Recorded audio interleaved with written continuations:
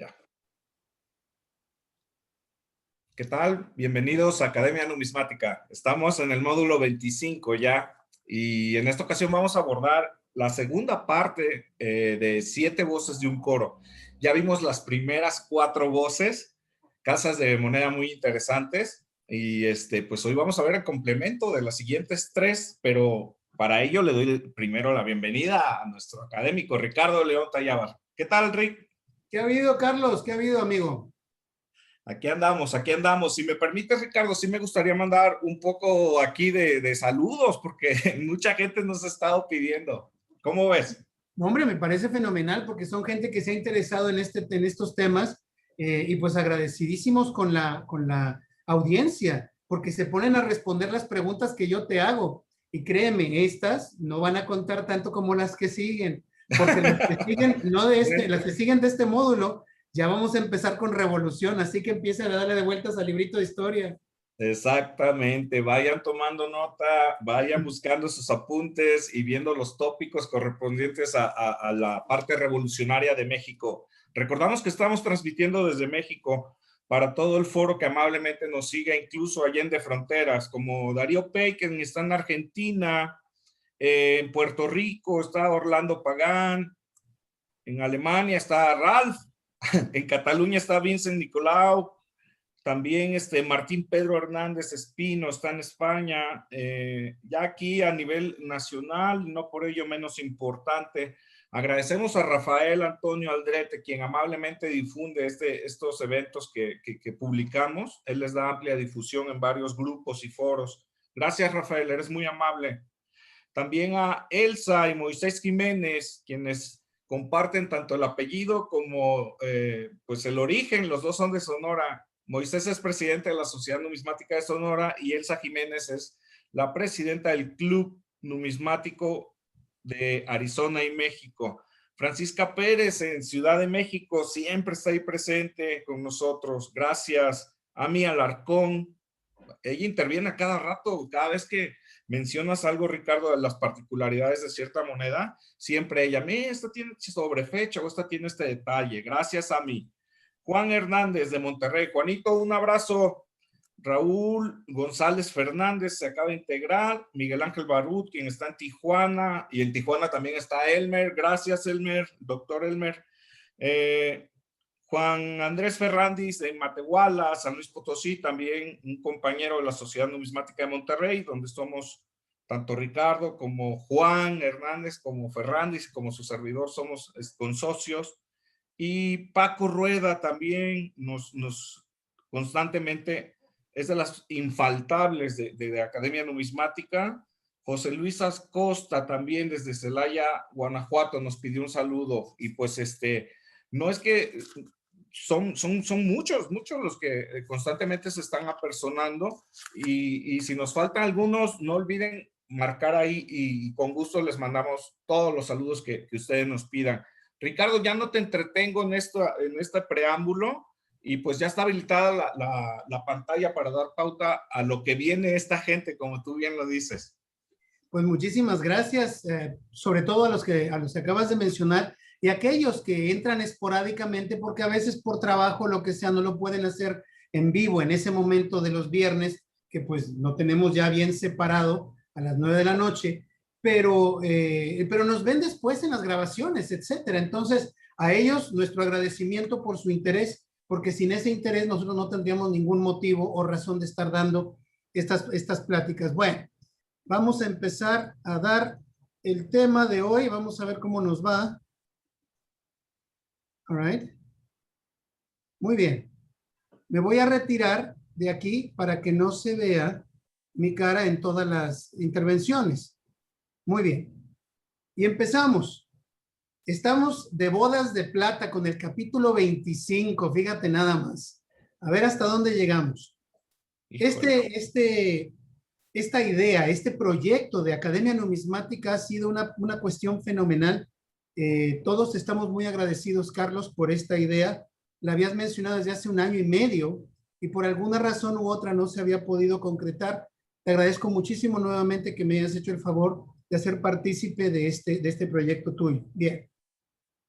Y el día de hoy, como bien mencionas, pues vamos a hablar de las otras siete casas de moneda que nos faltan para cumplir las 14 casas de moneda republicanas. A recordar que fueron 16 las casas de moneda que se abrieron oficialmente en México, contando a Sombrerete y a Monclova, pero ninguna de estas dos sobrevivió la época de independencia y simplemente funcionaron por un par de años.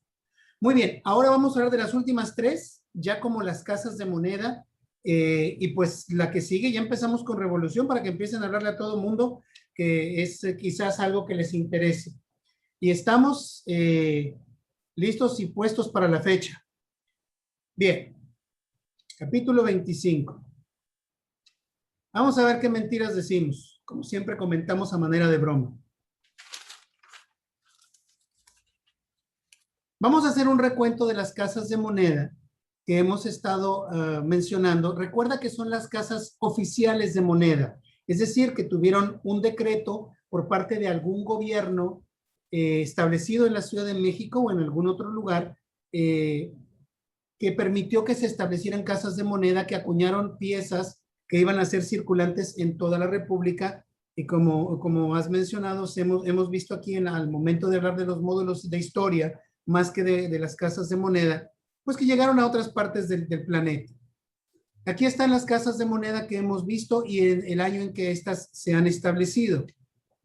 El día de hoy le toca, ¿a cuál sigue, Carlos? Hermosillo. Ay, te has puesto pero bien hacha. Muy bien, en efecto. El número 2 es la Casa de Moneda de Hermosillo. Y esta Casa de Moneda es muy interesante porque fue hecha en dos partes, en dos etapas.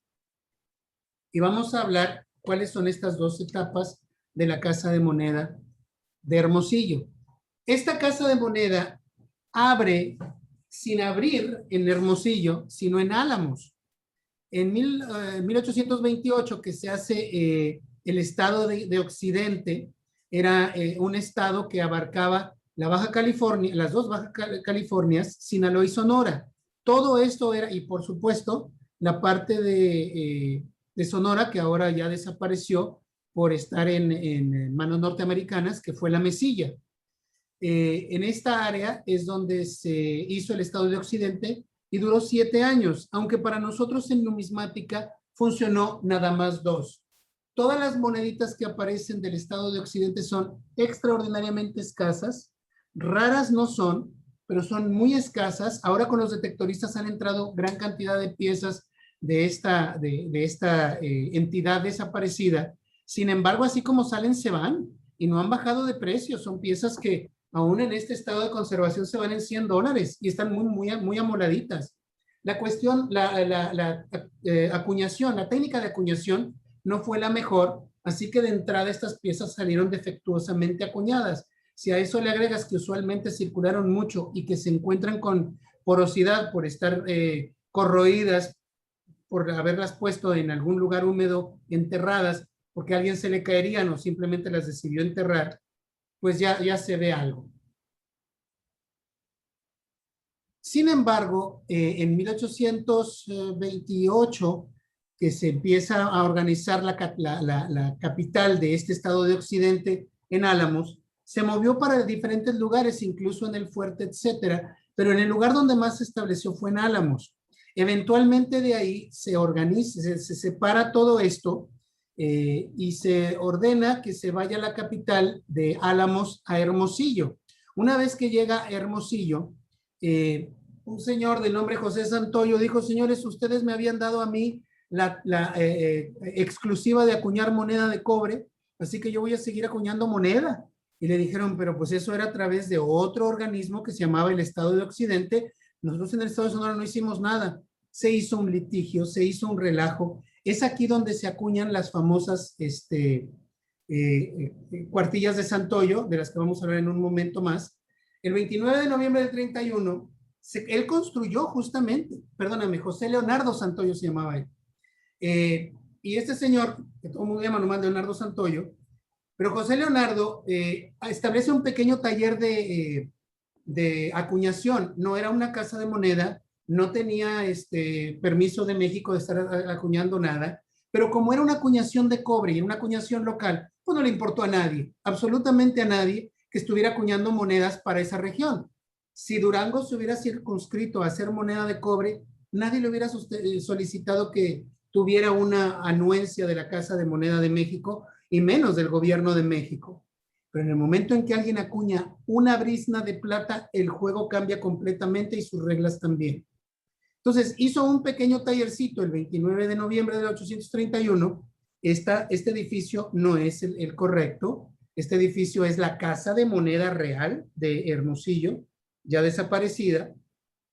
Un edificio muy sobrio del que vamos a hablar en un momento más, con chimeneas donde se hacían la separación de metales con ácidos muy fuertes como sulfúrico, clorhídrico, etcétera, que se utilizaba para la separación del mercurio de los metales en el proceso de amalgamación para obtener la plata lo más puro posible.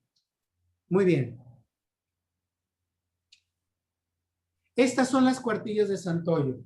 Fueron monedas hechas en ese tallercito de acuñación y eventualmente incluso las últimas se hicieron en una cueva porque el señor fue perseguido, le trataron de cerrar su taller de acuñación.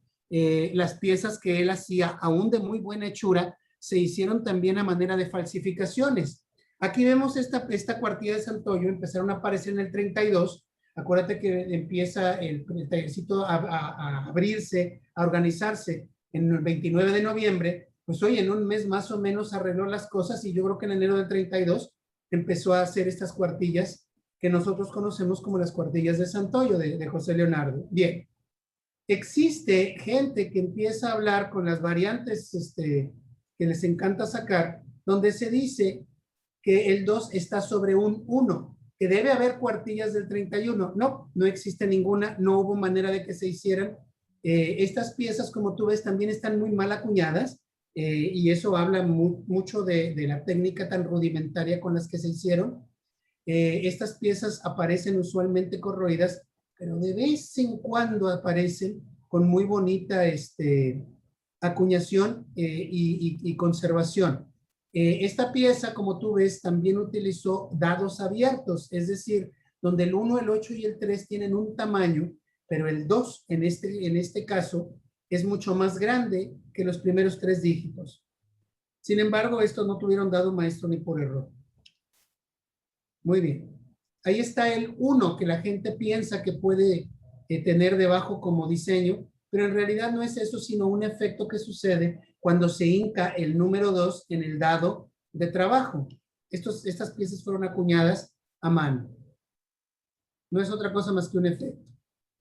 Muy bien, estas piezas tuvieron un grabado en el canto, se pusieron líneas oblicuas y ahí está. LS Hermosillo, año de 1835.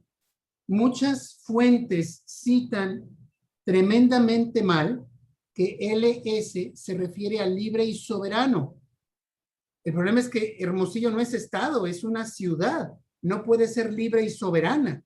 Se refiere a las letras del ensayador que los estabas, bueno, del director del tallercito de acuñación, José Leandro Santoyo. Este señor puso sus iniciales aun cuando no llevaban metal precioso.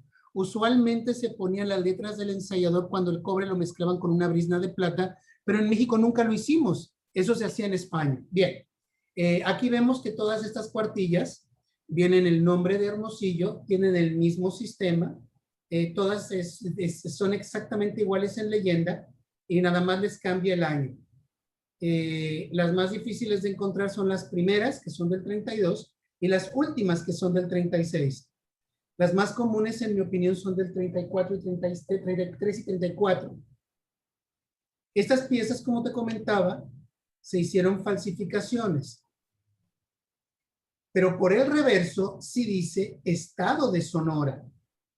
Aquí es donde debería venir la L y la I y la S, si es que fuera Estado libre y soberano. Pero no, la L, la I y la S aparecen de este lado. Muy bien. Aquí está la L y la S de Leonardo Santoyo. Y acá donde debería estar L y S por Estado libre y soberano no están. La misma evidencia habla del error. Muy bien. Yo le pongo aquí que es el único cobre ensayado, hecho por una casa de moneda en particular, y esto es cierto en teoría, porque pues muy posiblemente el mismo José Leonardo Santoyo haya sido el grabador de Cuyo, pues el señor tenía que ser todólogo, ¿verdad? No había alguien que pudiera hacer tantas cosas en un tallercito donde él era todo, ¿verdad? Entonces, me da la impresión de que no es que estuviera ensayado, sino que posiblemente puso su nombre para darles de alguna forma validez porque todo el mundo sabía que él era quien estaba haciendo las monedas. Y como te digo, no tiene nada que ver con libre y soberano. Aquí vemos piezas que vamos a hablar en el próximo módulo o en los dos que siguen de monedas de revolución donde aparece la LIS por libre y soberano. Apúntatelo, Carlos, porque te lo voy a preguntar entonces. Y aquí lo dice con todas las letras, libre y soberano. Esto tiene un origen completamente distinto y ya vimos por qué.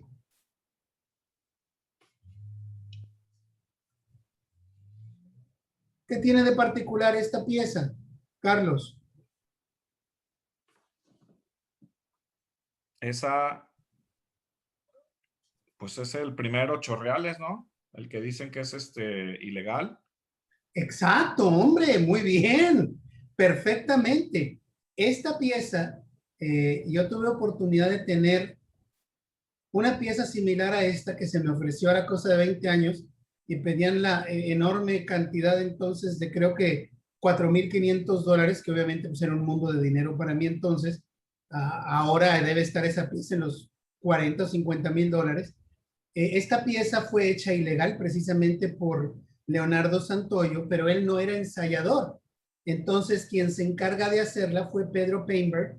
Este señor tiene que estar de alguna forma relacionado, quizás fue hijo de el otro Painberg que había hecho moneda en la época de independencia en Chihuahua. Todas las familias, particularmente en el norte, aun cuando eran de mucha distancia geográfica, estaban emparentadas porque eran muy pequeña la población de estos lugares. Entonces, aquí aparece la PP por Pedro Painberg, y en el momento en que aparecen las monedas nada más de 8 reales, se hace un escándalo tremendo. 35, 36, de 37 no se conocen, de 38 tampoco, de 39 sí. Se hace un escándalo porque se ordena de la Casa de México que se cierre inmediatamente el tallercito de acuñación que estaba sucediendo en Hermosillo, porque no están mandando piezas para poderlas checar en su ley, y encima de eso no tienen permiso para estar operando para hacer moneda de plata, por lo cual todas estas monedas deben ser declaradas falsas de origen.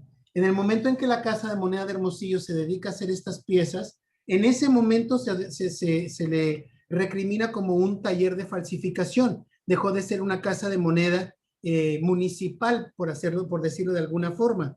Y en ese momento se le acaba a esta casa de moneda la oportunidad de seguir operando legalmente. Sin embargo, como todos sabemos, siguieron troquelando moneda de cobre en el 36 y hay monedas de estas del 39. Es posible que no hubieran hecho nada en 37 y en 38, pero en 39 sí. La Casa de Moneda de México ordena y ordena y ordena que se cierre y no se cierra porque estaba muy lejos. ¿Quién iba a ir de México, especialmente con los problemas gubernamentales tan grandes que teníamos en el centro del país? ¿Quién cuernos iba a ir hasta Hermosillo a ver qué estaban haciendo allá y luego traerse 2, 3 pesitos para ensayarlos acá? Pues no era tan fácil. El 29 de enero del 36 sigue siendo la misma cuestión legal que tiene a fuerza que cerrar la Casa de Moneda de Hermosillo, o van a mandar una piqueta de soldados para cerrarla y al gobernador le van a dar un manazo, ¿verdad? Por andar haciendo, no haciendo efectiva la orden de allá. Todo el mundo que trabajaba en la Casa de Moneda de Hermosillo tiene que ser corrido inmediatamente por estar falsificando moneda en un taller que en realidad debió ser nada más para hacer moneda municipal. Si querían ellos hacer moneda de plata no tenía ningún problema, tenía que abrir una solicitud al gobierno de México como lo había hecho la Casa de Moneda de San Luis Potosí. No era tan difícil y tampoco era imposible. La Casa de Moneda de San Luis Potosí lo había hecho antes.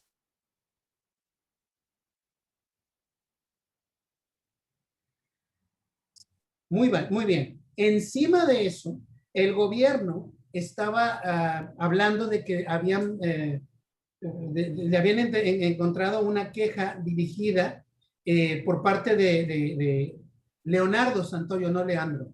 Leonardo Santoyo, José Leonardo Santoyo.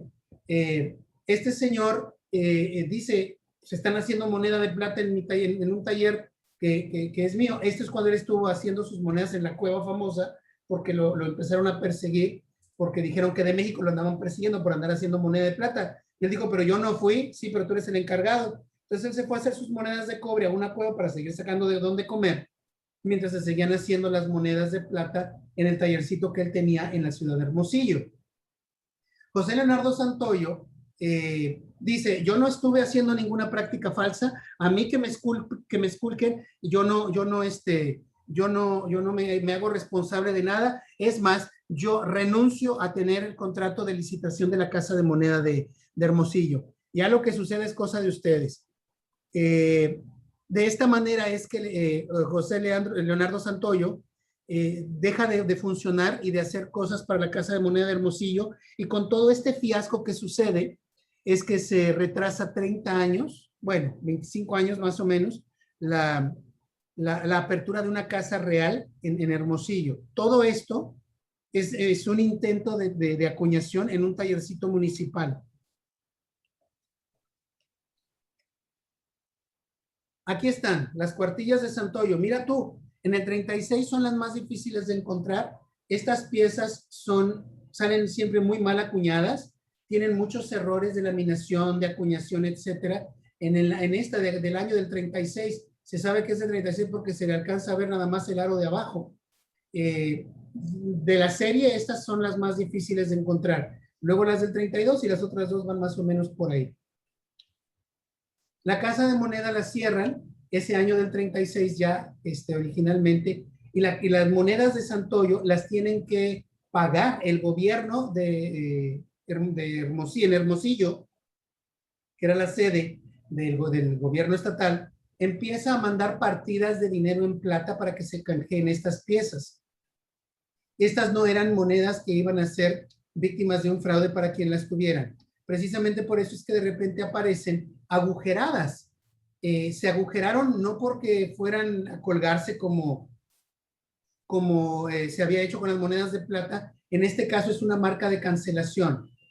En enero de 1837 se ordena que las monedas de cobre sean reducidas a la mitad, precisamente porque se había hecho el motín del cobre en diciembre del 36, y pues desde México dijeron se acabó el cobre porque es un problema generalizado, se han hecho falsificaciones, etcétera. Nosotros no nos vamos a meter en esto más. Se cierra la producción de cobre inmediatamente y todas las monedas de cobre van a ser devaluadas al 50%. Entonces, si tú tenías una moneda que decía un cuarto, una cuartilla, de la noche a la mañana ya valía la mitad y era un octavo. Esto se hizo en 1837 para tratar de aminorar el tremendo ardor que tenía el público en contra de estas monedas. El problema es que las cuartillas de Santoyo eran demasiado pequeñas. Eran más pequeñas incluso que las de un octavo que se circulaban en México y en la mayor parte del país, con el módulo de 4 gramos de cobre. Estas tenían 3.42. Las cuartillas eran la mitad de peso de una cuartilla regular.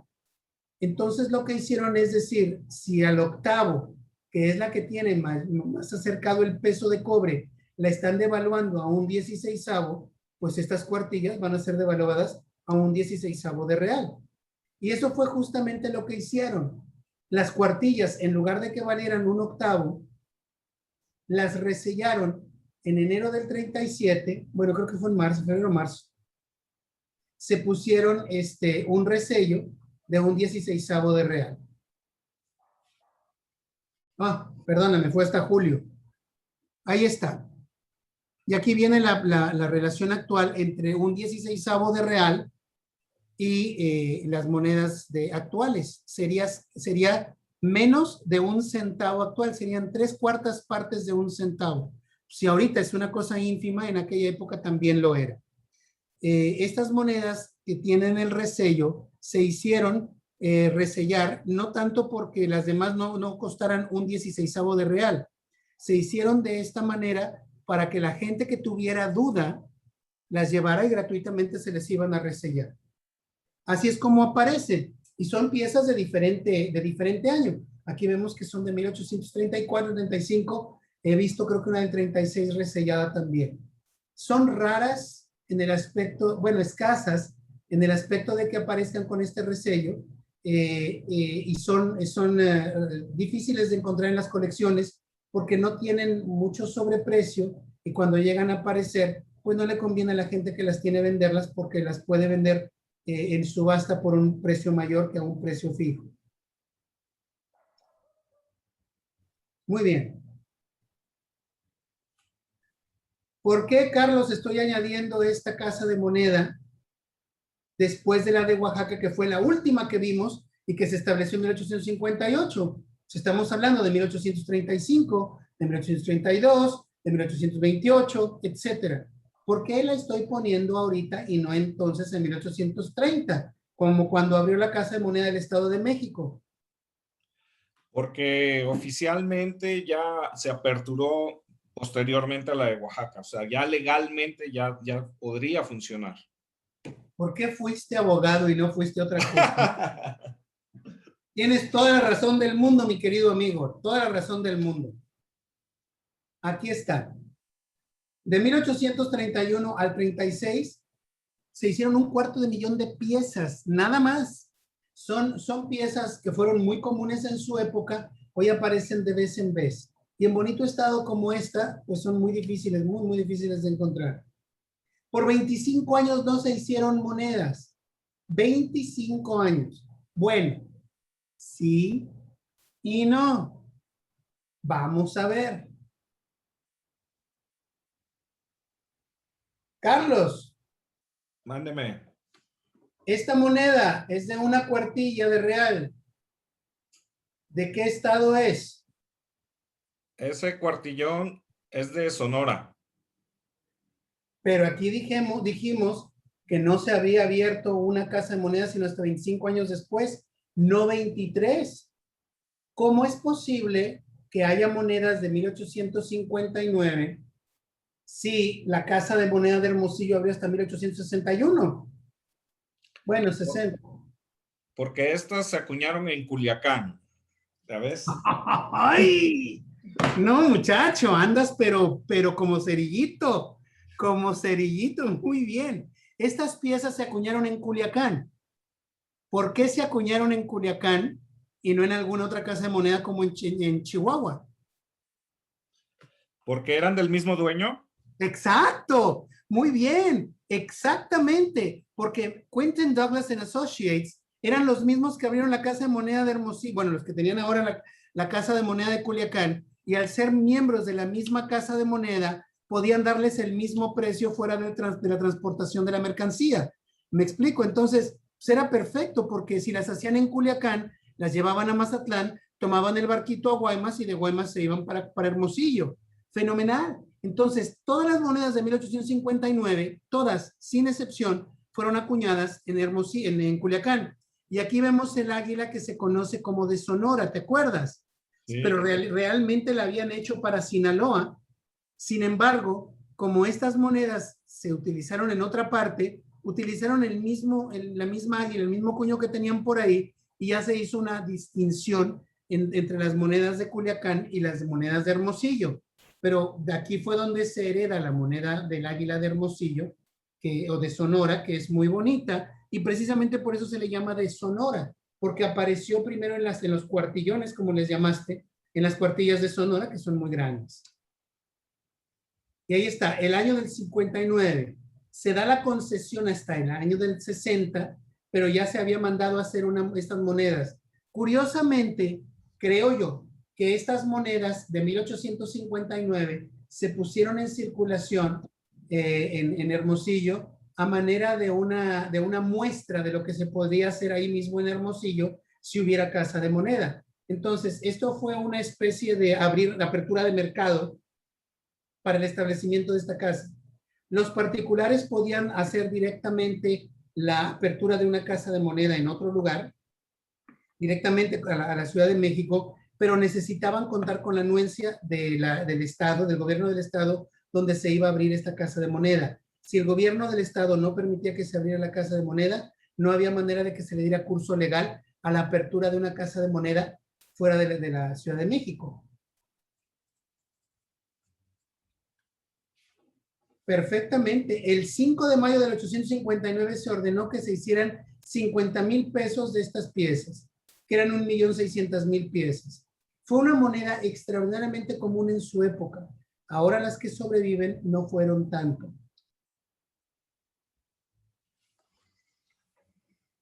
Muy bien. Nada se acuñó en 1860. Absolutamente nada se acuñó en 1860. Sin embargo, en 1861, que es cuando empieza la Casa de Moneda de Hermosillo a hacer monedas, estas monedas se hacen la mitad en Culiacán y la mitad en Hermosillo. Es aquí donde yo creo que hay el origen de ponerse el 61 con el número 1 y el 61 con una letra I o un 1 romano. Esta diferencia, en mi opinión, se hizo deliberadamente a fin de poder separar cuál se hizo en Culiacán de cuál se hizo en Hermosillo. Ahora, cuál de las dos se hicieron en Culiacán y cuál de las dos se hizo en Hermosillo, sabrá Dios nuestro Señor, ¿verdad? Pero yo creo que ese es el origen de esta particularidad del año del 61. Estas piezas salieron a circulación inmediatamente que se recibían. Ahí está la diferencia. Yo la hago en una comparación con la monedación norteamericana del año de 1861, que sucede en las monedas de $20 de oro en la Casa de Moneda de San Francisco, donde un grabador de apellido Paquet hizo un estilo muy diferente en monedas de $20 de oro que de las regulares. Entonces yo les digo a ellos que esto es nuestro Paquet en moneda de cobre y que es mucho más fácil de obtener que las monedas que ellos tienen. Ahí está la ampliación. Recuerda utilizar tu lente de aumento en las monedas. Aquí vemos que hay una variante que sí lo es. Y tú dirás, bueno, y aquí hay otra variante o subvariante donde ves un 6 regrabado. Sí, pero estas cosas pues son interminables. Aquí ves un 1 regrabado, aquí ves un 8 regrabado. Pues para la gente que anda en esas cosas quizás sea interesante, pero debieron haberse hecho muchas piezas. ¿Cuál sobrevivió? Pues no, quién sabe. Estas piezas de las cuartillas de Sonora tienen sobrefechas como esta del 3/2. Aquí se alcanza a ver el guión del 2. Se ve que están regrabados, como en esta mano, que tiene 2 manos. La pobre Libertad Central debe tener 3 porque tiene 2 aquí y una que se muestra recargada en el sillón, en el trono de la libertad. Y son interesantes porque de vez en vez encuentras errores como este troquel cascado o despostillado. Oro y plata de 1861 sí se hizo, pero es extraordinariamente raro. Extraordinariamente raro. Es mucho más común encontrar de 8 reales que de 4 reales. También se hicieron de 2 reales. No se conoce de 1 ni de medio. Pero en este año de 1861, lo que caiga de Hermosillo es rarísimo, particularmente en este estado de conservación. Sin embargo, las piezas de 4 reales, aunque son mucho más escasas o raras que las de 8 reales, nunca van a tomar el precio de una moneda de 8 reales del 61, que se irá por varios miles de dólares. Esta pieza, pues yo calculo que debe andar entre los 2 y 3 mil dólares nada más, comparado con una de 8 reales, porque la de 8 reales siempre tiene una mayor presencia en una colección que una de menos denominación. Precisamente por eso es que se van más caras. Recordemos que no es lo raro lo que hace el precio de una moneda, sino la fama, la popularidad, y esto mueve la demanda. En estos años tempranos no es difícil encontrar cuños regrabados, estrellas regrabadas, etcétera. Esta fue la primera emisión que se hacía en la Casa de Moneda de Hermosillo de una manera legal. Se le ve mucha crudeza al diseño, pero pues fue lo mejor que pudieron hacer con lo que tenían.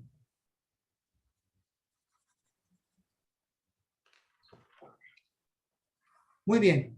Entre el 61 y el 62 es imposible de encontrar cualquier moneda de plata o de oro. Imposible. Las más comunes para encontrar son las de cobre. Cuando empiezas tú a hacer algo, es con el año del 63. Aquí se alcanza a ver esta moneda que es de las más fácilmente conseguibles de la década del 61 al 65. El 63 es más fácil de encontrar que cualquiera de las otras series que veremos después de esta época. Estas piezas aparecen de vez en vez con buen estado de conservación como esta, y si te fijas el golpe ya es de mejor calidad. Y aquí está el águila de esta misma pieza. Son piezas muy difíciles de encontrar hoy por hoy, pero no son tan raras como las del 61 y 62 en 8 reales. El primer 8 reales encontrable para cualquier gente sería la del 63.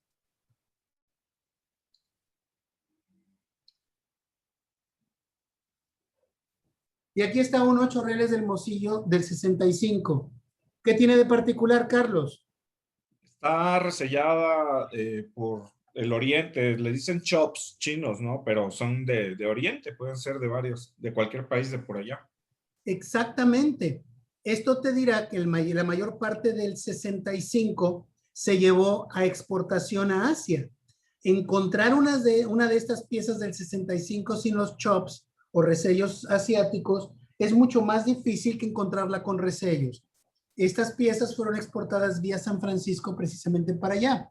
Aquí yo el único chop que reconozco es este que se encuentra doble y que está al revés, que significa yuan, es decir, dinero, dinero bueno.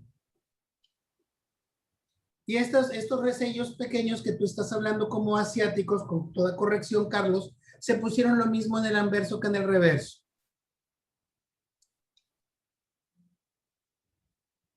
Encontrar un ejemplar sin resellos es muy difícil, pero cuando estos aparecen, aparecen siempre en buen estado de conservación. Aquí vemos este 5 que tiene algo debajo del 5. Es mi opinión que pudiera tratarse de un 4 borrado, pero no es la variante que se muestra en el libro de resplandores como 5 sobre 4. Sin embargo, ahí se aparece que es un 5 sobre algo más y no es otro 5, porque simplemente la curvatura no da la idea. Sabrá Dios sobre qué fuera. Y aquí está el reverso de la misma pieza. Sin embargo, como lo habíamos mencionado en los módulos, esta pieza en el islote muestra algo que no había mencionado nadie, simplemente por el hecho de no echarle una lente de aumento debajo de, es decir, fuera de la sobrefecha. Pero si tú le pones la lente de aumento, verás que la E estaba hecha como una especie de T minúscula, no alcanzo a entender por qué. Quizás cuando trataron de ponerle esta parte de la E, la parte interna o media, se quebraba el cuño más rápidamente, no se me ocurre. Pero aquí se alcanza a ver con toda corrección. Muy bien. Ahí está. Ahí se alcanza a ver una letra I y una letra O que se encuentran en este islote.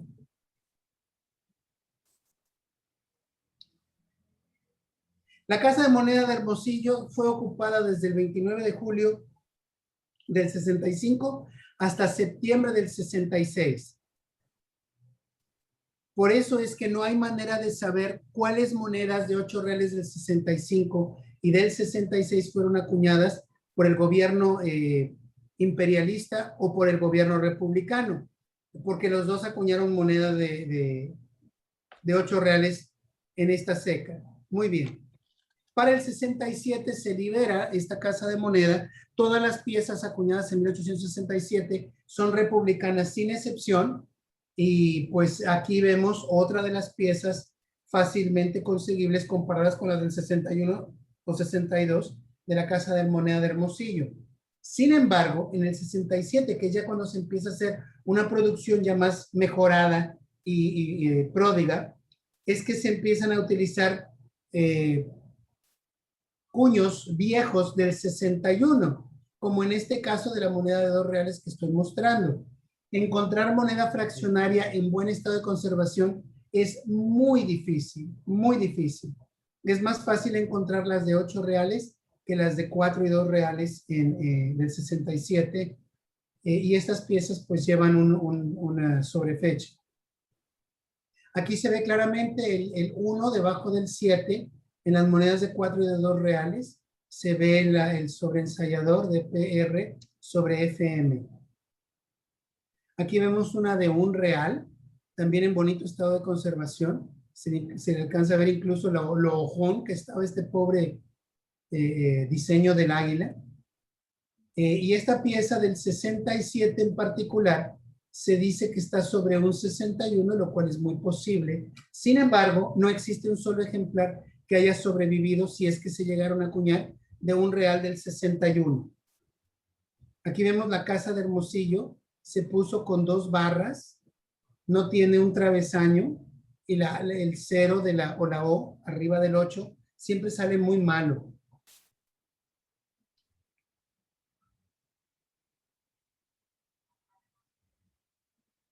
Se empezó a hacer moneda decimal en 1870 y 71 y 72. Sin embargo, la Casa de Moneda de Hermosillo solamente hizo estas raras monedas de 20 pesos. No hizo más que de 20 pesos. Son extraordinariamente raras. Nunca acuñó una moneda de plata de 1 peso. De 50 centavos sí, pero y de 25 centavos también después. Pero de Hermosillo en oro solamente aparecen estas piezas con diseño de la balanza, de la espada por el ejecutivo, de los platillos por el legislativo, lo mismo que por el judicial, y el pergamino por el legislativo. Son piezas muy raras. Aun cuando se habían hecho monedas en otras partes de las casas del norte, Hermosillo y Álamos jamás hizo una sola moneda. Jamás. Hermosillo había hecho monedas simultáneamente en 71, 72, 73, que cuando otras casas norteñas como la de Chihuahua estaban haciendo ya moneda del diseño de la balanza, la Casa de Álamos y de Hermosillo se rehusaron tremendamente a hacer moneda de la balanza porque no eran exportables. Y como estas casas estaban siendo licitadas a extranjeros, es precisamente que estas monedas fueron llevadas a San Francisco y de ahí llevadas a exportación. Por eso es que es muy difícil encontrar en Hermosillo 72, 73, 74 monedas sin chops o resellos chinos. Aquí vemos una pieza del 73 en muy buen estado de conservación. Con un poco de paciencia las encuentras. Aquí se ve esta hendidura en el gorro. ¿Qué es, Carlos? El punto del compás, ¿no? Exactamente. Es el punto del compás para rayar y disponer las piezas. Fíjate tú muy bien que aquí no hay un doblez de golpe. Es un doblez en el grabado del cuño.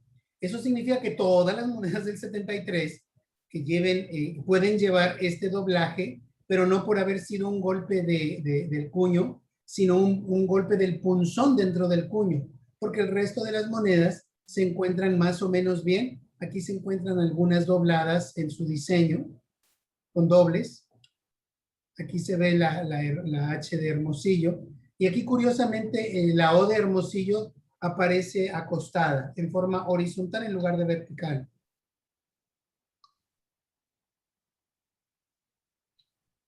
Muy bien. Volvemos con esta casa de moneda, lo mismo que con la de Oaxaca. Sin embargo, aquí se mejora un poco la situación en los 880s en su producción. Es absolutamente rara la pieza de 1875 de Hermosillo. No se conocen más de 10 ejemplares. Del 76 se conocen obviamente muchos más. Aún así es escasa las emisiones del 76, y encontrarla en buen estado de conservación es muy difícil. Cualquiera de las monedas de cobre de Hermosillo perdón, de cualquiera de sus, de sus años de emisión. Las monedas de cobre de Hermosillo se utilizaron muchísimo y no se hicieron en forma tan abundante como uno pudiera pensar, particularmente en 75 y 76. En el año del 74 aparece algo muy curioso. ¿Qué aparece de raro, Carlos?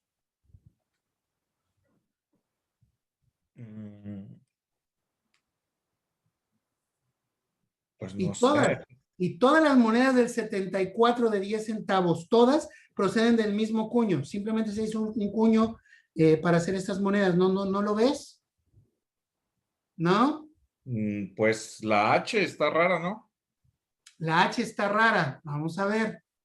Si le pones la lente de aumento y esto es lo que ves, ¿qué observas? ¿Un doble golpe? No es un doble golpe, porque es absolutamente imposible que todas las monedas de este cuño tuvieran doble golpe. ¿Cuál es la razón de que todas las monedas de 10 centavos de 1800? ¿Estaba flojo? No, porque todas tienen el mismo efecto, Carlos, todas. Todas. Pues entonces el dado estaba mal, ¿o qué? Exactamente. Todas las leyendas del dado de trabajo, a excepción de la denominación, fueron hincadas 2 veces por alguna razón. Todas. Entonces tú verás doble H, doble O, doble R, doble guión, doble punto, doble 9, doble 0, doble 2. Entonces, todo lo hicieron en este dado doble. Ahora, ¿qué ocurre en el 0, Carlos? Porque aquí tiene como un ombliguito o algo así. ¿Qué es lo que tiene? Pues una rebaba, No. que es, ¿Qué es eso? Porque todas también la llevan. Si todas se hicieron del mismo par de cuños, todas llevan estas. ¿Qué es eso? pues no sé, no tengo idea qué es. Fíjate, si está en negativo, lo encuentras en 5 segundos, pero lo ves en positivo y te pierdes. Si esto estuviera en negativo, ¿qué sería, Carlos? Si fuera un agujerito. Ah, ok, el punto del compás también, ¿o qué? Exactamente. Es el punto de compás, pero ahora como lo hicieron en negativo en el cuño, aparece en positivo en el metal. Muy bien. Vámonos con el reverso también tiene lo mismo. El águila, si las ves de regreso, perdón y olvido. Si las ves de regreso, aquí también República Mexicana, pensé que había puesto la lámina. Si ves República Mexicana, también está puesto doble. Tiene doble cabeza de serpiente. ¿Sí me explico? Sí, sí, Pero sí. el resto del diseño aparece regular. El año se ve muy corto, el número 1 y el 8, y el 74 se ven grandes porque esto fue lo que hacían ellos en la Casa de Moneda de Hermosillo. Entonces, lo que hicieron en Hermosillo fue regrabar los cuños, hicieron un relajo, pero como no iban a hacer muchas monedas, dijeron, así que se quede. Todas las monedas de 10 centavos de Hermosillo, todas, sin excepción, aparecen con las leyendas dobladas. Pero eso hace que sean muy populares, ¿verdad? Muy bien.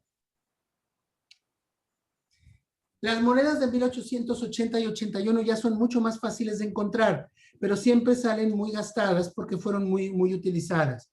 Aquí se ven diferencias en la Casa de Hermosillo, donde una aparece con una O redonda y otra con una O muy ovalada.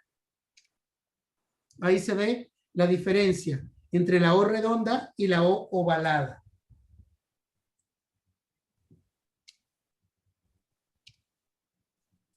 Muy bien.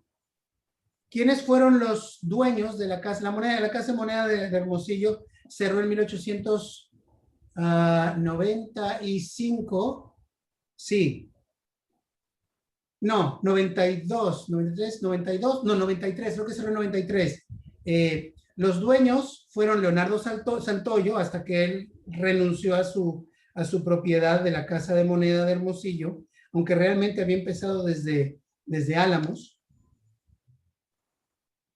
Quentin Douglas and Associates, que fueron quienes abrieron realmente la Casa de Moneda en Hermosillo en una forma legal para poder acuñar plata. Siguieron siendo Quentin Douglas y Hermosillo. Se hizo un drama tremendo entre el 65 y el 71 porque el gobierno de la República de México trató de cerrarla.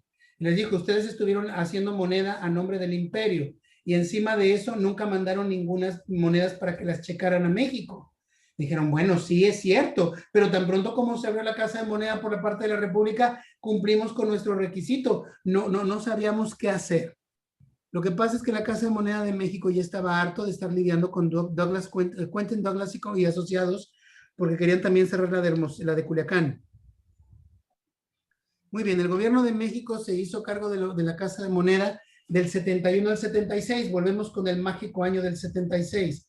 Algo sucedió en la economía nacional que obligó al gobierno de México a deshacerse de sus casas de moneda foráneas para recuperarlas 20 años después, más o menos. Simon & Company, que fue uno de los dueños más famosos de las casas de moneda en México, se hizo de esta casa de moneda del 76 hasta el 95, en que cierra en junio 15. Muy bien. ¿Cuántas monedas, cuánto dinero hizo esta casa de moneda, Carlos? Hermosillo, en plata, en oro, en cobre, unos 20 millones. A ver, vamos a ver. Órale, vamos a ver si andas bien. En oro, plata y cobre tú dijiste 20 millones. Vamos a ver. En oro, apenas 2 millones de pesos. En plata, mira, no andabas tan peor. No andabas tan peor. Mira, ando Mira, no, filoso. mira vos, como dice un amigo mío argentino, mira vos.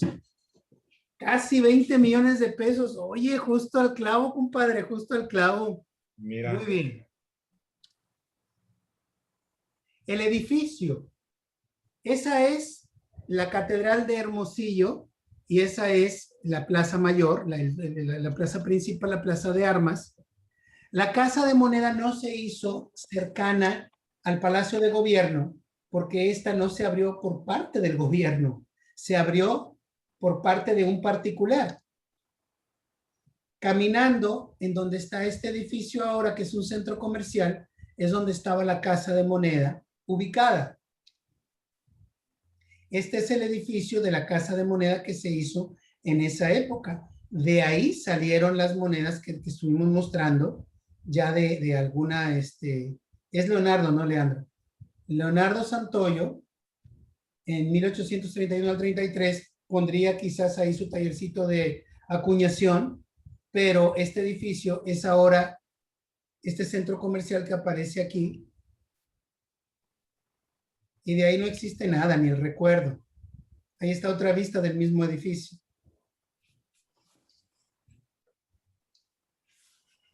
Muy bien, la Casa de Moneda de Hermosillo puso siempre una H y una O.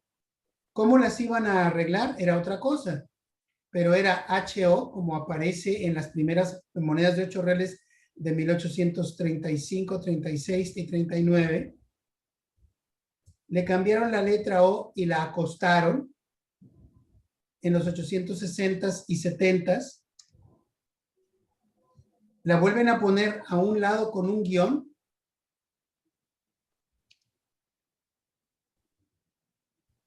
Y así aparecen la mayor parte de las piezas. Ensayadores.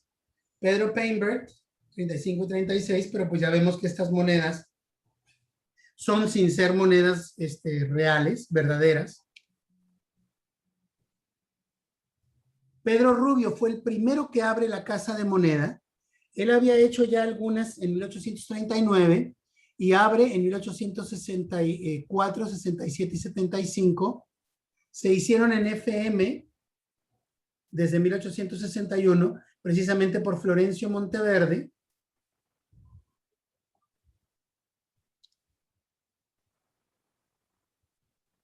Onofre Parodi fue el que hizo, o Parodi fue el que hizo la moneda más rara de todas en el 66. Aquí vemos Alejandro de Fourcade.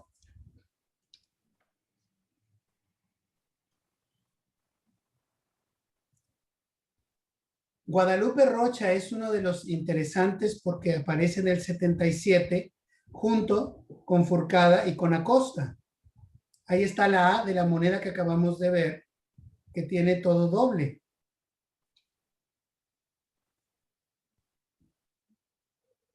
Fernando Méndez también es un FM, pero por el año se sabe que no se puede confundir con Florencio Monteverde. Gaxiola es uno de los más conocidos porque fue el último en funcionar hasta el cierre de la seca de 1895. Muy bien. Vámonos con la que sigue. Ya hablamos de la primera de las tres voces que nos faltaban de este coro. ¿Cuál sigue, Carlos? Real de 14. Real de 14. Esta es una casa muy interesante. Muy interesante. ¿Cuántos años acuñó moneda, Carlos? Pues en la fecha únicamente aparece 1863, pero ahorita vamos a ver que fueron varios años más. Muy bien, muy bien, muy bien. Ya nos estamos acercando a la última de las casas de moneda. Y aquí puse en el año de 1831 porque con toda honestidad abrió como un taller de moneda municipal desde ese año. En Hermosillo. Bien. Número 13, la Casa de Real de 14. Esta Casa de Real de 14 fue muy interesante porque acuñó, como bien dices, todas sus monedas en 1863. Esta casa de moneda abre en 1811, de acuerdo a las monedas, pero en realidad se supone que fue desde diciembre de 1810 y que se le puso el año de 1811 porque estaban ya por iniciar las amonedaciones, iban a ser del 810, 11, y se le puso el año del 11 por alguna razón, quizás por no hacer otro cuño. Se tiene idea de cuándo se hicieron, por quién se hicieron, etcétera. Pero como no son datos muy fidedignos, no los reproduzco yo acá. Aquí vemos otra imagen de Real de 14. En diciembre del 15 de diciembre al 3 de enero del 811 estuvieron las fuerzas de Allende ahí. Y es ahí donde aparece la moneda provisional, de la cual hablamos en el módulo. Aquí están el diseño muy sencillo, perlas en medio y la leyenda de Fernando VII hechas en 14 y como moneda provisional. Aquí se ven las piezas originales. Estas piezas han sido tremendamente falsificadas a manera de fantasía, a manera de falsificación moderna, etcétera. Y para poder entender cómo son las monedas originales de las que no, hay que visitar definitivamente el MIDE, el Museo Interactivo de Economía en la Ciudad de México, donde tienen una de estas piezas exhibidas. Son piezas muy raras, muy raras. Muy bien. El nombre, quién sabe de dónde salió. Aquí dice que fue la Villa Real de Nuestra Señora de la Limpia Concepción de Guadalupe de los Álamos de los 14 Santos. Otra gente dice que se le puso así por los 14 ladrones que estaban en ese cañón y que robaban a cada rato. Otros de ellos dicen que fueron de los 14 santos que custodiaban la sagrada forma, como diría mi abuela, la comunión, y que eran una legión de caballeros que ahí estuvieron. Nadie sabe de dónde salió el nombre de 14, el caso que todo el mundo sabe dónde se encuentra Real de 14, y es de los pocos lugares que conservaron el nombre de Real. La mayor parte de los reales, como el Real de Minas de Zacatecas, pues nadie lo conoce como Real de Zacatecas, todo el mundo lo conoce como Real, como Zacatecas nada más. Nadie lo conoce como las minas de Real de Guanajuato, todo el mundo sabemos que es Guanajuato. Sin embargo, esta es la única de todas de los asentamientos que llevaron el nombre de Real de algo que continuó hasta el día de hoy, Real de 14 o Real de Minas. Muy bien. También dice que fueron 14 españoles muertos por los naturales cuando llegaron a tratar de hacer asentamiento, etc. 14, CE. Aquí no tiene mayor problema. Hicieron resello desde mucho tiempo atrás en un tallercito de las monedas de plata, de cobre, perdóname, que circulaban ahí, usualmente que estaban ya muy gastadas. Ahí se alcanza a ver la moneda de real de 14 y ahí se alcanza a ver con toda facilidad, cómo se movían las cosas entonces para hacer el resello. Usualmente son monedas de San Luis Potosí o muy gastadas, pero muy, muy gastadas. José Santos de la Maza fue el primero que trató de abrir una casa de moneda desde 1852. Simplemente las circunstancias militares y sociales no eran muy aptas para que esto sucediera. Además dijeron que las necesidades que se requerían en Real de 14 podían ser perfectamente satisfechas por la Casa de Moneda San Luis Potosí, más que de otra cosa, por la simple y sencilla razón de que pues estaban muy cerca, ¿verdad? Estaban muy cerca, independientemente de que geográficamente estuvieran muy cerca, pues la idea que se trató de manejar fue que el cañón natural de muralla de cerros, que hacen este cañón interno, como un cráter volcánico o un cráter lunar, pues no permitía el fácil acceso de piezas tan pesadas y estaban siempre muy expuestas a ser robadas.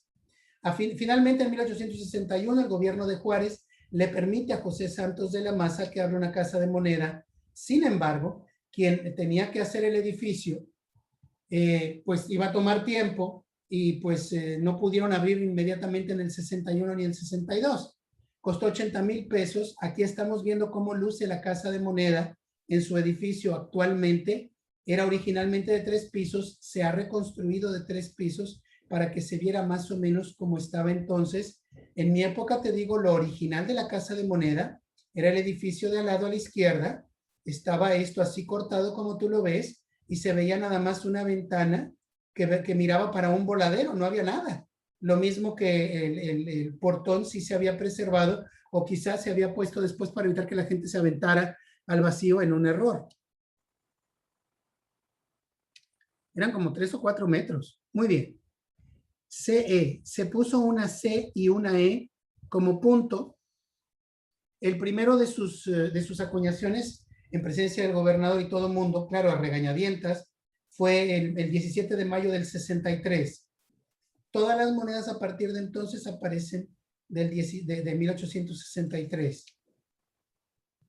Aquí está el reverso de esta moneda. Algo raro que tú puedas encontrar es justamente que se le ordenó a la Casa de Monedas San Luis Potosí que mandara cuños para hacerse, y de aquí aparece Real de 14 sobre San Luis Potosí. Se ve la ML por Mariano León, su único ensayador en teoría, o que aparece en las monedas porque fueron varios más. La ciudad entró a ser ocupada en 1863 y hasta 1866 siguió haciendo moneda de manera intermitente. Se sabe que cerró en algún lugar del 64 y que se reabre en 1865, quizás para no hacer alteración del cuño que se tenía. Se empezó a hacer moneda de 1863 en todas las denominaciones. Se conoce. ¿De qué denominaciones hay, Carlos? De Real de 14 hay de 4 y de 2 y de 8, obviamente. ¿Hay de oro? No, que yo sepa. No hay de oro. Nunca acuñó sí. oro. Bajo ninguna circunstancia acuñó oro. Muy bien, muy bien. Aquí está cuánto se hizo en pesos en plata. No hablaba de marcos, sino de pesos. Imagínate, en 65 se hicieron monedas de 8, de 4 y de 2 reales. Eso te dirá que eran monedas comunes en su época. Cerró el 28 de noviembre del 69, como tú dices, y nunca acuñó oro. Aquí vemos la P sobre I de San Luis Potosí.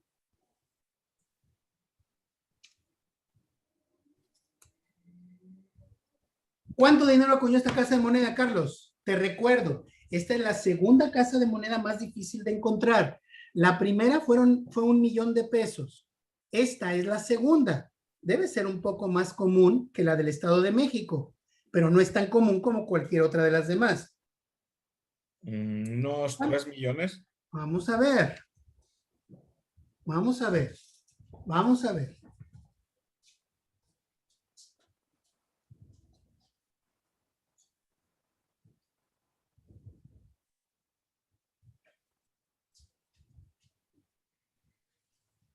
No, ahí sí me resbalé. Pero no mucho. No por mucho, amigo. Fue muy poco lo que se acuñó comparado con otras casas de moneda. Sin embargo, aquí estás tú viendo que esta casa de moneda acuñó poco más de 6 millones de pesos. Se habla de que acuñó cobre, pero quizás se refiriera a los resellos que aparecen aquí. Sí. No lo sé, la verdad. Ahí está el total.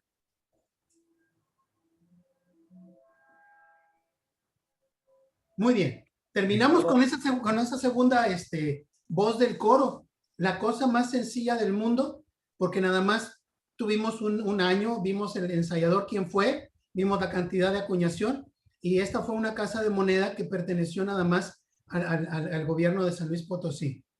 Muy bien. Ricardo, Dime.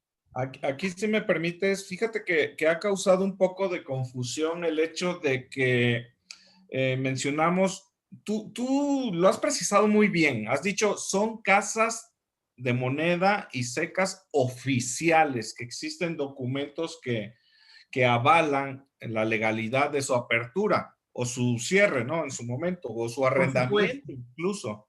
por Entonces, supuesto. estamos viendo este tipo de monedas, visualmente tú nos estás presentando, pero vemos, en este caso vimos un resello que está sobre una moneda oficial.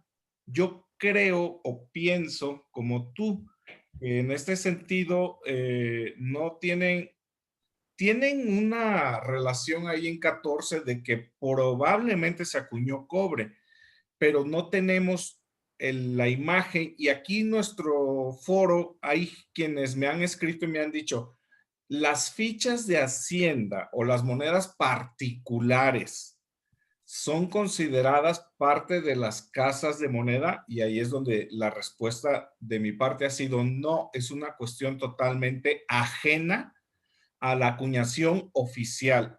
¿Cuál es tu posición, Ricardo? Concuerdo absolutamente contigo. Sin Ok. embargo, en este caso, hay que dejar la apertura de decir que quizás el cobre al que se refiere pudieran haber sido los resellos que estamos mostrando aquí. Sin Ok. embargo, un resello oficial en una moneda de cobre, de las pocas que yo recuerde, fue esta que mostramos hoy de un 16 de real. En el momento en que las monedas empezaron a ser especuladas por su contenido en cobre y que ya no valían nada y que la gente las rechazaba, es que los gobiernos municipales de alguna manera no las utilizaron tanto como ficha de Hacienda, sino como moneda municipal. Se requería que hubiera una moneda de cobre establecida con un precio establecido, y es por eso es que en este momento se resellan estas piezas oficialmente, pero de manera municipal, no en una casa de moneda establecida, sino probablemente en el edificio del gobierno, me explico, o en la tesorería, o en algún tallercito que se habilitara con esa situación. Pero las monedas reselladas, cuando suceden, no son tanto como cuestión de Hacienda, que pudieran tomarse como algo real, sino como moneda municipal. Es Eh, correcto. en Michoacán hay muchos ejemplos de esto, en Querétaro creo que existe un par de ellos, pero en las haciendas ciertamente se utilizaron y se les pusieron sus propias letras, monogramas, etcétera, pero son una cosa completamente distinta.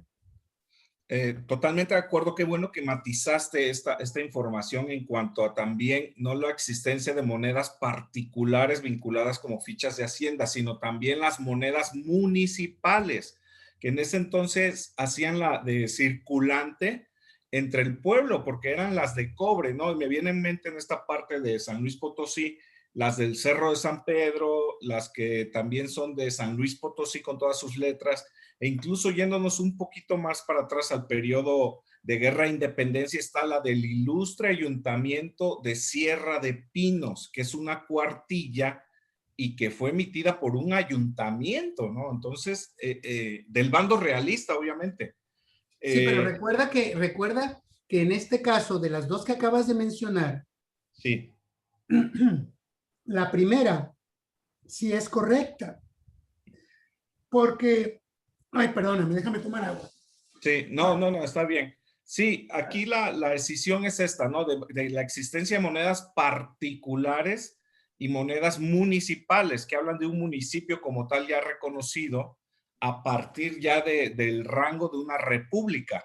Anteriormente a estas monedas municipales, yo metí al bando realista y lo precisé, había una guerra de independencia, la moneda es de 1814 y corresponde a un ayuntamiento que en ese entonces era una división, una escisión Sí, sí. del territorio virreinal.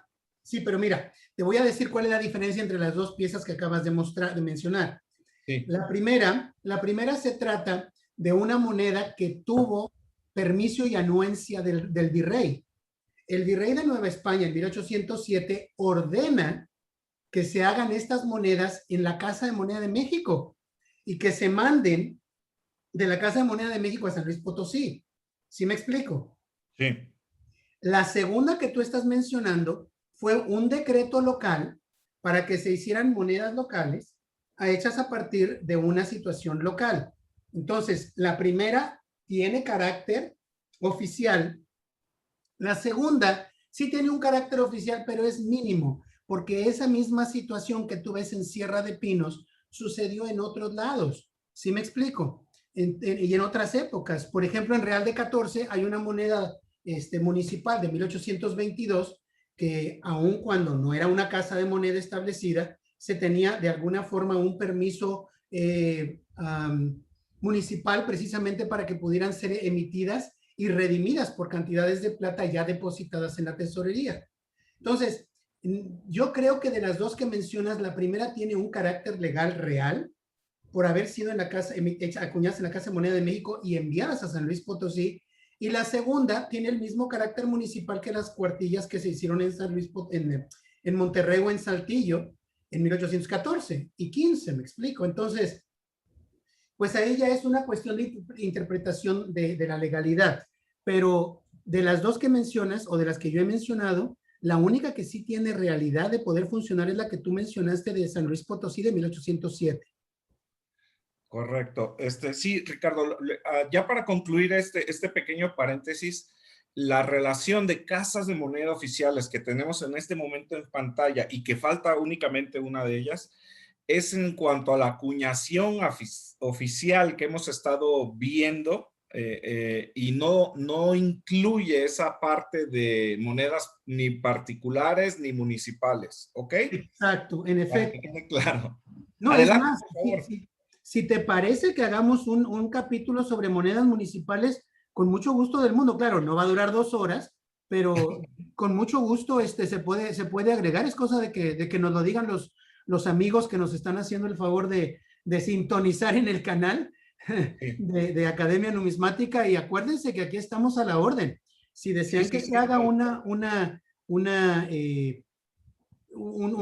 pequeño capítulo sobre moneda municipal como una especie de paréntesis, en el momento en que ustedes lo indiquen, aquí estamos puestos.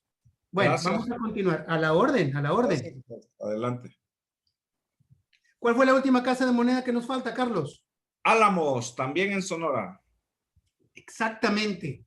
Las dos casas en abrir últimas estuvieron en Sonora. Las dos casas de moneda que estuvieron en Sonora se negaron a hacer pesos de la balanza. Las dos casas de moneda de Sonora aparecen en las postrimerías de lo que fue la República y el inicio de la Guerra de Intervención francesa. Y curiosamente, Álamos, que es la última que abre, es la primera que aparece en la lista. Ahí está, Álamos.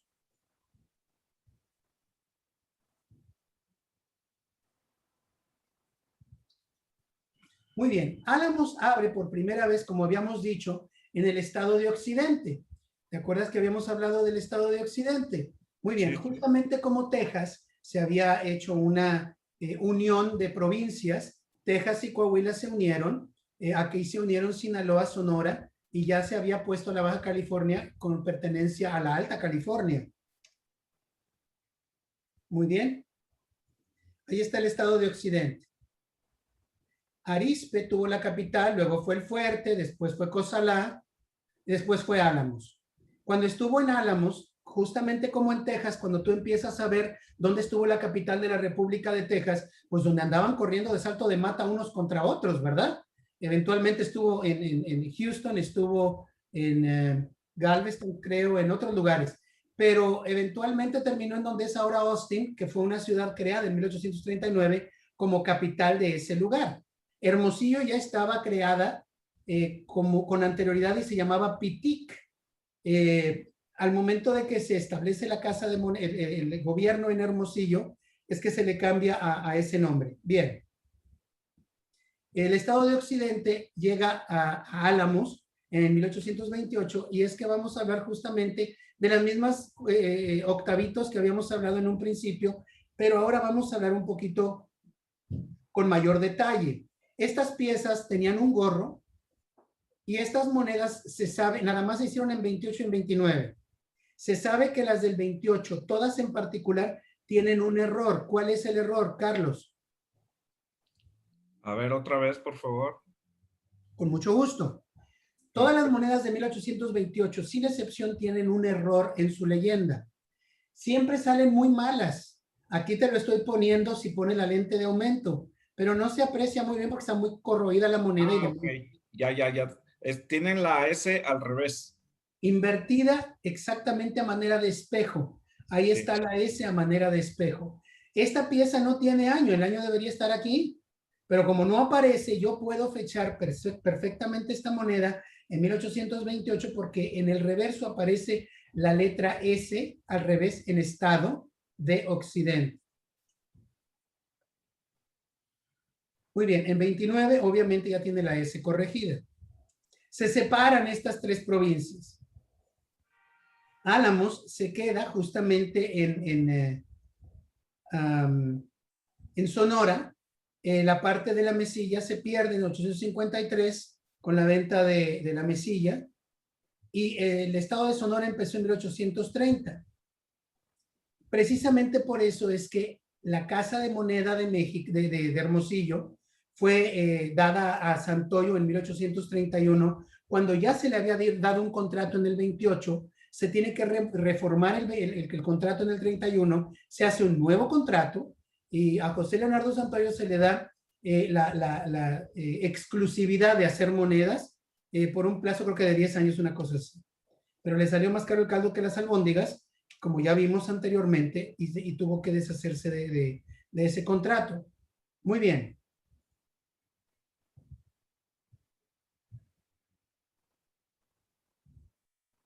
Si tú te fijas, esta monedación es municipal, porque no hubo casa de moneda nunca en Álamos. Sin embargo, en los catálogos aparece como moneda oficial, aun cuando esta moneda es municipal, a todas luces. ¿Cuál es la razón, Carlos? ¿Por qué aparece en los catálogos de moneda cuando esta fue hecha como moneda municipal? ¿Por qué? Fue tan municipal como estas otras, Carlitos. Igualito que estas otras. Pues, no sé, ¿el decreto es original de ahí, de Álamos? Todo, el decreto fue de Álamos para hacer estas monedas. El decreto fue de San Antonio para hacer estas monedas. El decreto fue de donde fuera del pueblito de Michoacán que hizo estas. El decreto fue de Pátzcuaro para hacer estas. El decreto fue de Zamora para hacer estas. Todas tuvieron el mismo decreto municipal. ¿Cómo es posible que estas no aparezcan en los catálogos y esta sí? Tiene una situación psicológica más que legal. ¿Cuál es? Pues es por la identidad que tienen su grabado, ¿no? Todas tienen la misma identidad, todas tienen el mismo grabado. ¿Cuál es la diferencia entre San Antonio, este pueblito de Michoacán, este otro pueblito de Michoacán, este otro pueblito de Michoacán? Para que todas ellas no aparezcan, pero estas dos sí. Es más, yo te aseguro que San Antonio tenía más habitantes que Álamos. en la época en que se hicieron sus monedas municipales. ¿Por qué estas aparecen en un catálogo y estas no? ¿El águila y el gorro? No, pero sería una buena idea, ¿no? No, pues ya dije 3 respuestas, ninguna le pegué. Porque en San Antonio, en este pueblito, en Pátzcuaro ni en Zamora, hubo casa de moneda. En el momento en que se hace una casa de moneda aquí, es que se avalan las monedas municipales que se hicieron. Eso es todo el brete, mi querido amigo. La única excepción que yo haya sabido es la de Real de 14. Este es el edificio de la Casa de Moneda de Álamos. Por el hecho de haberse hecho una casa, establecido una casa de moneda en Álamos, es precisamente la situación de que se cuentan sus monedas municipales, porque hizo también moneda de 8 reales, que aun cuando es espuria, se considera parte de la monedación y la pusieron en los catálogos. Si pone la de cobre, tiene que poner la de plata. Oro de Álamos, absolutamente increíble. Es una cuestión fenomenalmente rara, increíble, inconcebible. Plata de Hermosillo de Álamos es más difícil de encontrar, sin embargo no es imposible. De la década de los 60 es mucho más escasa, obviamente, que de las 70s y 80s. Aquí vemos esta pieza del 65 que tiene el cospel ojeado, como le llaman, que es un error de laminación. Se le cayó probablemente ese pedazo de lámina al momento de ser acuñado. Aquí vemos el reverso de la moneda de Álamos de 1865. Son piezas bien acuñadas. Se alcanza a ver que fueron muy pulidos sus dados para poder cumplir pues el requisito de que no se fueran maltratando en su diseño, etcétera. Aquí vemos un 5 con este aro acá que pudiera suponer que fuera un 6. Lo he visto este efecto en otras piezas iguales de 8 reales. Nadie ha venido con otra idea de qué pudiera ser. Definitivamente no es un 6 sobre 5, porque no hay un 6, un 5 sobre 6. No habría razón, creo yo. Y aquí vemos otra moneda igual que la que habíamos visto de Hermosillo, pero ahora de Álamos. ¿Qué le ves de raro, Carlos, a esta moneda fraccionaria? Las 2 dígitos del ensayador. Las 2 letras del ensayador, exactamente. Aquí es de las pocas monedas del 74 y creo que del 73, donde aparecen, o 76, donde aparece la DL. Siempre aparece nada más una. ¿Por qué nada más se puso una letra? Tiene una razón, porque las de 25 centavos viene también creo que una letra. ¿Por el tamaño de la moneda o qué? Exactamente. Mira tú, cómo a la S la tuvieron que poner muy pegada a la A, no donde va el guión, porque si no se vería muy mal, me explico. Entonces, corrieron la S para acá para poner la D y la L del ensayador. Y en el año del 74 ocurre exactamente lo mismo que con la de Hermosillo. Los primeros 2 dígitos están abiertos de México, perdóname, cerrados de México, y dejan este espacio abierto para que ellos en la casa de moneda le pusieran sus 2 dígitos, pero pues son descomunales comparados con los que están abiertos de la Casa de Moneda de México. Ahí está, justamente de lo que hablábamos. Si la S la hubieran puesto en medio, que era donde correspondía, se hubiera visto demasiado apelmazada la leyenda.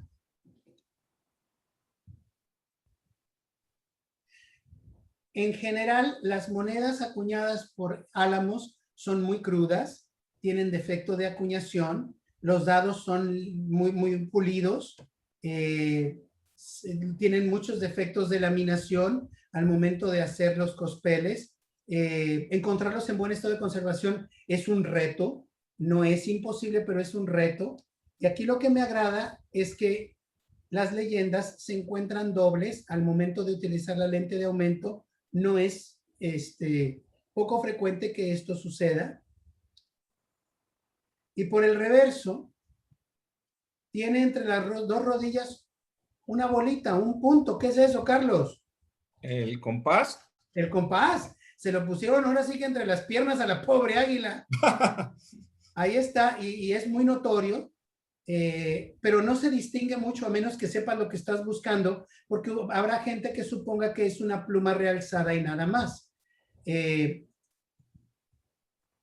Si te fijas, se dice aquí que estas son monedas raras porque viene un 6, la fecha con un punto. Todas las fechas del 76, 77 y creo que del 78 vienen con un punto. Las demás carecen del punto. Mira esta, qué bonita salió, no tiene errores de ningún tipo, está muy bien acuñada, está en un buen estado de conservación. Salió un poco floja al centro, que no es algo difícil de encontrar en estas amonedaciones, pero este es un garbanzo de libra. Usualmente te los encuentras con muchos problemas, muchos problemas. La Casa de Moneda de Álamos, cuando cierra en 1895, se le encontraron juegos de troqueles cerrados para hacer la moneda de $1 de Álamos. ¿Por qué crees que no la hizo, Carlos? Ya la mencionamos con Hermosillo. Existieron 8 reales y fueron las únicas renuentes, ¿no? Exactamente, no quisieron hacerlo porque además de que estaban muy lejos y no les podían hacer nada, estaban utilizando esa plata para exportación. Necesitaban sacarle lo más posible a su inversión. Muy bien. Y aquí está justamente de lo que acabamos de hablar. No se hicieron porque no les dio la gana, punto. Todas ellas hicieron monedas de 8 reales. Y aquí vemos la marca del compás. Esta ya te la sabes al revés y al derecho. Sí. Muy bien. Monedas de plata siempre salen muy gastadas. La última vez que aparece el águila de Sonora en una moneda fue en un 2 reales de 1872. Después de esto ya no se vuelve a hacer otra moneda más con el águila de Sonora. Las monedas fraccionarias de Álamos son muy difíciles de encontrar, muy difíciles de encontrar. Cuando tú encuentras una moneda decimal de Álamos, siempre te las vas a encontrar en este estado de conservación. Esta pieza era mía y yo se la regalé a alguien que le prometí que si conseguía una mejor, se la iba a regalar.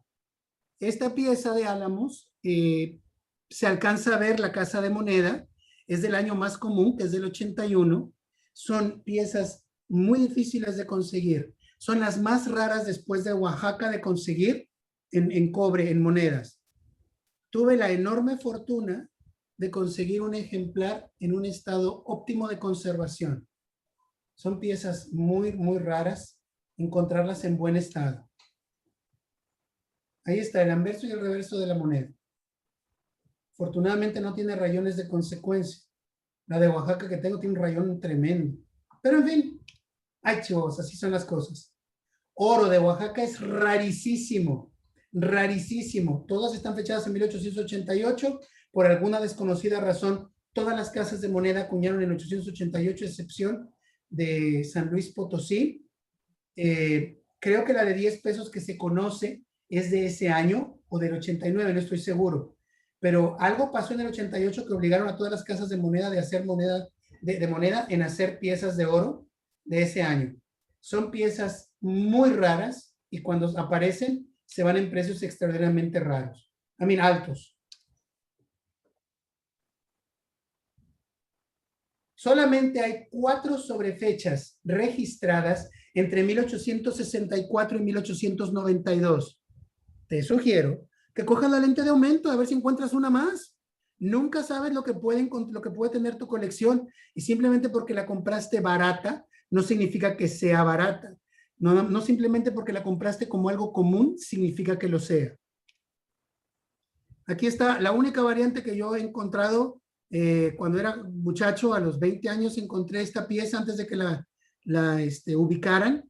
La di a conocer para la Sociedad Numismática de México y no me acuerdo si la publicaron como una notita regular o no. Por ahí del 88, 89.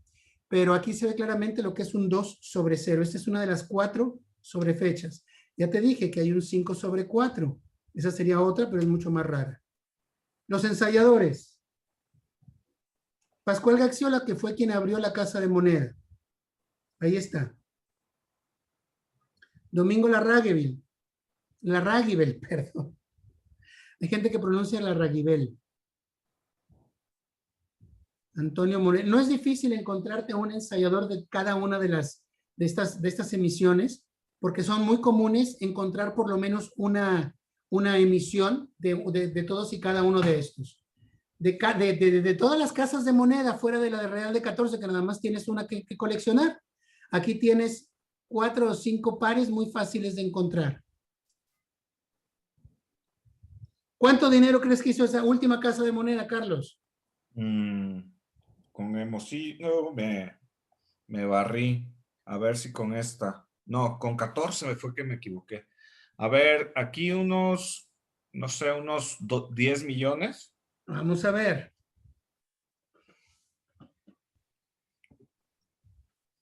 En oro, 862,000 pesos.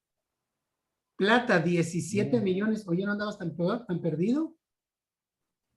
Ahí está. El cobre que se menciona, pudieron haber sido contadas estas piezas de alguna forma. No lo sé. A lo mejor se resellaron a mano en la casa de moneda de ahí. No tengo la menor idea. Pero esta es moneda de San Luis Potosí y esta fue resellada municipalmente. Lo tomaron en consideración en la casa de moneda de Real de 14, posiblemente, no sé, a lo mejor por engordarse el caldo de lo que hicieron ahí en la casa de moneda, ¿me explico? No tengo idea. No he visto todavía los registros. Ya tendré oportunidad de darme la vuelta por México para ver de ahí de lo que se tiene.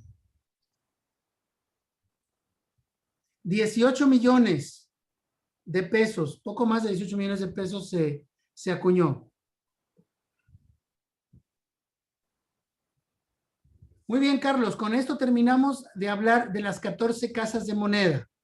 En algunos momentos quizás hemos visto que nos hemos deambulado por la historia como si fuéramos encima de un burrito muy lentamente, pero ciertamente de manera muy escénica. Hemos tenido oportunidad de revisar cada una de las 14 casas de moneda de la mejor manera que nos fuera posible a vuelo de pájaro. Y ahora sí, en el próximo módulo, invitarlos para que empecemos la revolución a ver qué sucedió, porque no fue la revolución como muchos se imaginan. Fueron 3 revoluciones y de eso vamos a hablar la próxima vez. Pues con esto terminamos, mi querido amigo, y dejo de hacer uso de la pantalla. Perfecto. Muy bien, Ricardo. Pues aquí termina este paréntesis que les habíamos anticipado. Cuando estábamos abordando los periodos cronológicos de la moneda mexicana, nos quedamos en 1910 para hacer esta recapitulación tan maravillosa que acabamos de ver, donde Ricardo, como lo mencionó, una frase muy coloquial aquí en México, abuelo de pájaro, nos ha mostrado 14 casas de moneda oficiales, las cuales subsistieron después del periodo de guerra de independencia. Y ya en este último capítulo de las 7 voces, pues vimos las 3 casas restantes, empezando por Hermosillo, que conformaba el estado de Occidente, y de ahí que tengamos las cuartillas de Santoyo. Bueno, primero vimos la monedita, ¿no? de estado de Occidente, que es muy escasa. Después continuamos con las cuartillas de Santoyo, que fueron degradadas precisamente a un 16avo del real, lo cual luego los de Hermosillo se desquitaron y sacaron un cuartillón, señores, una cuartilla grandísima. Y yo sé que le dicen cuartillón en esa zona porque precisamente tenemos amigos en Sonora. Le mandamos un saludo al doctor Rodolfo Farías y a Moisés Jiménez. Fíjense, iniciamos esta academia numismática, este módulo, mandándole saludos precisamente a los compañeros de la Sociedad Numismática de Sonora, quienes nos han compartido incluso diverso material numismático. Muchas gracias a todos ustedes. Y siguiendo con esta parte de Hermosillo, también vimos cómo fue posible que este cuartillón en sus inicios fuera acuñado, a pesar de su leyenda como Sonora, fuera acuñado en la Casa de Moneda de Culiacán. Dimos las razones, no las recuerdan, asómense, tienen tarea y vienen en el examen que va a poner Ricardo. Bueno, de ahí cerramos. La Casa de Hermosillo cierra en 1895 y también vimos la de Real de 14, que es una que a pesar de que acuñó un año, 1863 en sus monedas, se puede uno figurar eso, pero ya Ricardo de manera explícita nos dio los motivos por los cuales vimos que fue acuñado en diversos años, pero con la misma leyenda, 1863. Y para concluir, vimos Álamos, que también forma parte del estado de Sonora para nuestros amigos en el extranjero. Las dos se encuentran en el estado de Sonora, son frontera, ese estado de Sonora hace frontera actualmente con Estados Unidos y tuvo la fortuna de tener dos casas de moneda, ¿no? Hermosillo y Álamos. Vimos también la escasez de todo este material numismático y pues por ahí asómense, si ustedes coleccionan 8 reales, pregúntense por qué en 1872 no hay ninguna seca más que Álamos y Hermosillo. Entonces yo que colecciono 8 reales, yo decía, ay, me faltan las demás secas. No, es que no las hay. Únicamente Álamos y Hermosillo acuñaron en 1872. Ahí como punto para que se asomen. La bibliografía en la que siempre hace referencia a Ricardo, la ha estado dando de manera reiterada en cada capítulo, en cada módulo, y obviamente es la misma, por eso no hicimos relación en mostrarla físicamente. Les recomendamos de nueva cuenta el libro Resplandores, donde viene muy bien incluso, mira, ahí lo tiene Ricardo en pantalla. Habla, Rick, para que se vea por allá la imagen. Seguro, aquí estamos. Mira, aquí está el libro del que estás haciendo mención. Lo tengo muy desbaratado porque es mi caballito de batalla. La camisa la tengo desbaratada, pero la historia que estamos mencionando viene aquí, tiene demasiada información gráfica. Esto es clave para cualquiera que coleccione las monedas de 8 reales. Y lo tengo aquí de regular porque a veces estoy revisando cosas y necesito datos. Otro de los libros que también es interesante, que también ya habíamos mencionado, es este de aquí que se llama The Standard Catalog of World Coins, Spain, Portugal and the New World. Aquí está. Este es otro libro muy interesante y esto es muy bueno porque tienes Latinoamérica en las manos, no nada más México. Tienes Latinoamérica en las manos y también España y Portugal. Entonces, este tipo de información es muy interesante para que tú tengas a la mano pues lo que necesitas de tus conocimientos cuando llega a aparecerte alguna pieza. Muy bien, Ricardo. Sí, quienes usamos los libros regularmente tenemos así los libros como tal. Si no los tenemos con post-it, los tenemos la camisa dañada, en fin. Pero eso habla de que realmente los utilizamos, ¿no? De que tratamos de empaparnos y de perfeccionar el conocimiento. Ricardo, pues mil gracias de nueva cuenta por toda esta remembranza de las secas, de las casas de moneda de México oficiales. Tú lo matizaste de manera constante y pues como bien lo puntualizaste también, vamos a vernos en el próximo módulo ya abordando el periodo que es de mucha pues interés por parte del Foro Numismático, que corresponde a Revolución, un periodo complicado porque las piezas no son tan legibles como las que estamos viendo en este momento, pero Ricardo va a exponer las razones de por qué es así. ¿O no, Ricardo? Pues vamos a hacer lo posible, ya me comprometiste, ¿qué más puedo decir? No, pues aquí vamos a iniciar, vamos a darle una ojeada a este periodo revolucionario de la mano con la historia, que es lo que Ricardo lo hace de manera muy natural y ha acaparado la atención precisamente de todo este foro. Y posteriormente lo vamos a ver ya de manera ya más a fondo con Angelito Smith, que le mandamos también un fuerte abrazo. Ahí vamos a irlas viendo ahora sí que un poquito más profundamente a cada estado de la República donde se acuñó moneda de revolución. En Ricardo. Efecto. Sí, señor. Nos vemos. Que la pasen bien. Que descanse. Gracias nuevamente, Ricardo. Te agradezco mucho. Créemelo. Estoy muy agradecido contigo para cerrar este módulo 25, Ricardo. 25, compadre, 25. Cuídense mucho. Nos vemos en una próxima Academia Numismática. Hasta luego. Chao.